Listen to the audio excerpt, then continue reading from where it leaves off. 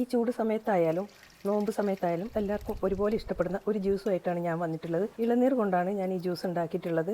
പഞ്ചസാരയോ ശർക്കരയോ ഒന്നും ചേർക്കാതെ, വേറെ ആർട്ടിഫിഷ്യൽ കളറുകളൊന്നും ചേർക്കാതെ തന്നെ വീട്ടിലുണ്ടാക്കുന്ന ഈ ഹെൽത്തിന് ഒരുപാട് ഗുണം ചെയ്യുന്ന ഒന്നാണ്. ഇതിപ്പോൾ ഞാൻ 2 ഇളനീർ വെച്ചിട്ടാണ് ഈ ജ്യൂസ് ഉണ്ടാക്കുന്നത്. 2 ഇളനീർ കൊണ്ട് നമുക്ക് 5 പേർക്കുള്ള ജ്യൂസ് ഇവിടെ ഉണ്ടാക്കിയെടുക്കാം. ആദ്യം ഇതൊന്ന് തുറന്ന് നമുക്കിതിൻ്റെ ഇളനീർ വെള്ളം ഒരു പാത്രത്തിലേക്ക് മാറ്റാം. അതിനുശേഷം ഇത് പൊട്ടിച്ച് നമുക്കിതിൻ്റെ കാമ്പ് കൂടി എടുക്കാനുണ്ട്.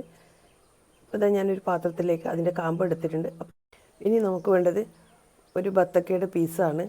ഇതിൻ്റെ ഒരു പകുതി മാത്രമേ ഞാൻ എടുക്കുന്നുള്ളൂ. ഇത് ചെറുതായി നമ്മൾ മുറിച്ചെടുക്കണം. ഇത് നമ്മൾ വെറുതെ ഇതിൽ ചേർത്ത് കൊടുക്കാനാണ്.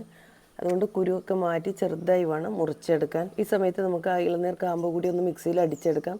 കുറച്ച് തരിയോട് കൂടി വേണം നമ്മൾ അടിച്ചെടുക്കാൻ. അപ്പോഴാണ് അത് കുറച്ച് നമ്മൾക്ക് ആ ജ്യൂസിൽ കടിക്കാനൊക്കെ കിട്ടുന്നത്. ഇപ്പോൾ ഇത് ഈ തണ്ണിമത്തൻ ചെറുതായി നുറുക്കിയിട്ടുണ്ട്. പിന്നെ അതേപോലെ ഞാൻ ഇളനീർ കാമ്പ് അരച്ചെടുത്തിട്ടുണ്ട്. ഇതിൻ്റെ അടിയിലൊക്കെ ചെറിയ പീസസ് ഒക്കെ ഉണ്ട്. പിന്നെ വേണ്ട സബ്ജ സീഡാണ്. ഇത് ഞാൻ 10 മിനിറ്റ് മുമ്പേ കുതിർത്തെടുത്തതാണ്. ഇനി ഞാൻ മിക്സ് ചെയ്യാൻ വേണ്ടി കുറച്ച് വലിയ പാത്രത്തിലേക്ക് മാറ്റിയിട്ടുണ്ട്. അതിലേക്ക് നമ്മൾ അരച്ച ഇളനീർ കാമ്പ് ചേർത്ത് ഒന്ന് നന്നായി മിക്സ് ചെയ്യുക. ഇത് കുറച്ച് സമയം വേണ്ടി വരും നമ്മളിതൊന്ന് മിക്സ് ചെയ്തെടുക്കാൻ. അത് കഴിഞ്ഞാൽ നമ്മൾ ഇതിൻ്റെ തണ്ണിമത്തൻ പീസസും സബ്ജ സീഡും കൂടി ചേർത്ത് നന്നായി മിക്സ് ചെയ്യുക. ഇപ്പോൾ ഇതിലേക്ക് നമുക്ക് ഇളനീർ പീസ് കുറച്ച് കടിക്കാനായി കിട്ടും. അതേപോലെ തന്നെ തണ്ണിമത്തൻ പീസും ഇതൊരു 10 മിനിറ്റ് മാറ്റി വെക്കണം. അപ്പോൾ നന്നായി ഇതിൻ്റെ തണ്ണിമത്തൻ്റെ കളറൊക്കെ ഇളകി വരും. അപ്പോൾ നമ്മുടെ ജ്യൂസിന് നല്ലൊരു കളർ ഉണ്ടാവും കേട്ടോ, ലൈറ്റ് പിങ്ക് കളർ ഉണ്ടാവും. അപ്പോൾ വേറെ കളേഴ്സൊന്നും ചേർക്കേണ്ട.